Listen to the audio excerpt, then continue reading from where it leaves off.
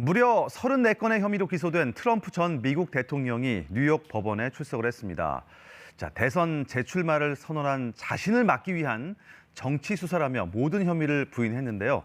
오늘 지구촌 돋보기에서는 대선을 1년 정도 앞두고 갈라진 미국의 분위기를 전해드리도록 하겠습니다. 홍석우 기자와 함께하겠습니다.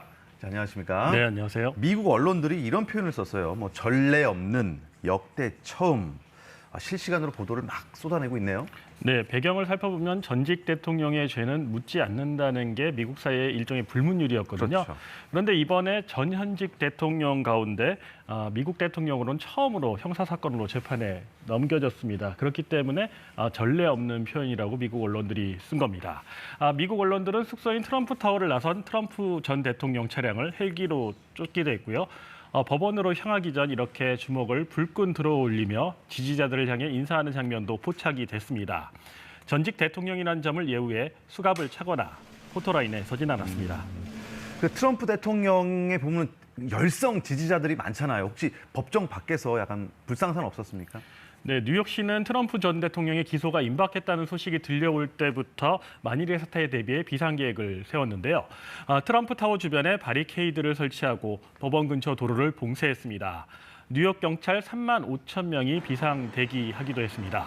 트럼프 전 대통령은 자택을 떠나기 전 자신이 만든 소셜미디어에 마녀 사냥이라며 지지자들에게 항의할 것을 촉구하기도 했는데요.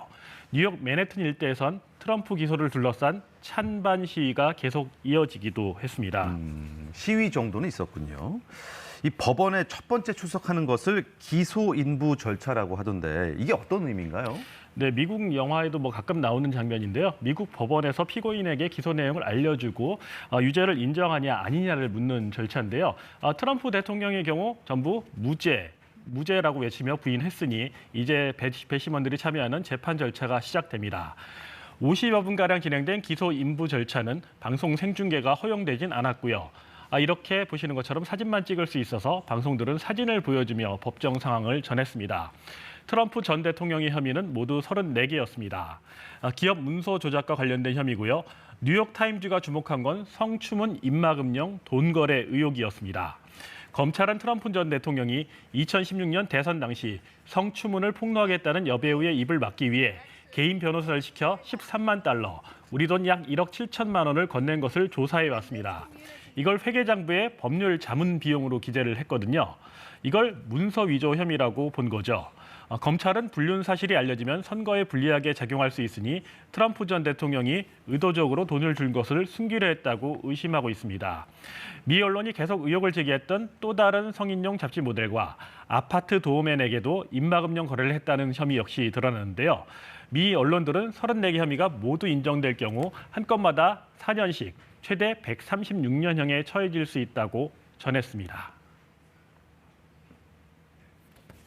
The evidence will show that he did so to cover up crimes relating to the 2016 election. Today's unsealing of this indictment shows that the rule of law died in this country. 그런데 트럼프 전 대통령은요, 정치적인 박해를 당하고 있다. 이렇게 좀 정치 문제로 부풀려 나가는 것 같은 그런 모양이 있어요. 네, 일단 검사와 판사를 향해 정치 수사라며 비난을 이어가고 있습니다. 미국 같은 경우 지방검사장은 이제 선거로 뽑히고요. 당적을 가질 수 있는데요. 검사가 민주당원이라는 이유입니다. 판사에 대해서는 트럼프를 싫어하는 판사라며 깎아내리고 있습니다. 배심원 선정도 유리하게 하려는 시도를 하고 있는데요. 맨해튼은 전통적으로 민주당 강세 지역입니다. 트럼프 측은 뉴욕 안에서 상대적으로 보수층이 많은 지역인 스태튼 아일랜드 법원으로 바꿔달라고 요구했습니다. This fake case was brought only to interfere with the upcoming 2024 election, and it should be dropped immediately. 네, 팽팽하네요. 홍석우 기자 보기에 이번 재판 전망 어떻게 보십니까? 네, 판사 마음속에 또 배심원 마음속에 있겠지만요. 언론들은 일단 전과가 없고 전 대통령이자 내년 대선 도전자라는 점을 거론하며 조심스러운 전망을 내놓고 있습니다. 워싱턴 포스트 등은 집행유예나 벌금형에 그칠 것으로 전망하고 있는데요. 정식 재판을 시작하는 데만 수개월에서 길게는 1년이 걸릴 것으로 보입니다. 일단 어떻습니까? 대선 후보로 트럼프 전 대통령이 선출될 수 있느냐가 관건인데 대선 후보로 될 것 같습니까? 일단 공화당 지지층만 놓고 보면 유의미한 변화가 있습니다. 그래프를 한번 볼게요. 오히려 기소 이후 지지층이 결집하고 있는 모습인데요. 공화당 내 입지는 이렇게 더 공고해진 것으로 보입니다. 지지율이 무려 57%까지 올라가고 있어서 후보 가운데 1위고요. 2위를 기록했던 론 디센티스 플로리다 주지사 지지율 내려앉는 모습을 보이고 있습니다. 지지율 격차 점점 더 커지고 있습니다. I just hope to see him come back. I hope to see him run for 2024 and become the president again. 트럼프 전 대통령도 미국 대통령 최초로 기소됐다는 치욕을 감추기보다 되레 드러내놓고 선거운동에 적극 활용하고 있는데요. 기소 이후 정치 후원금이 하루 새 400만 달러, 52억 원이 모금됐을 정도입니다.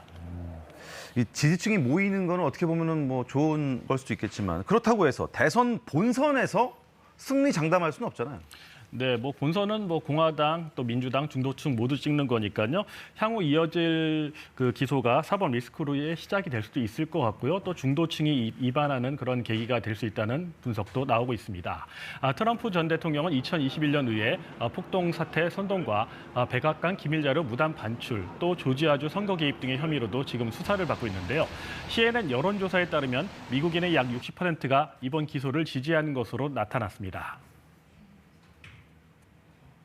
I just expect, like every American citizen, that justice would be served. It doesn't matter who you are, whether you're a president or not. 그런데 이 60%라는 지지 응답을 살펴보면요. 민주당 지지층은 94%가 이번 기소를 지지하고 있고 반면 공화당 지지층은 79%가 반대해 선명한 대조를 보이고 있습니다. 네.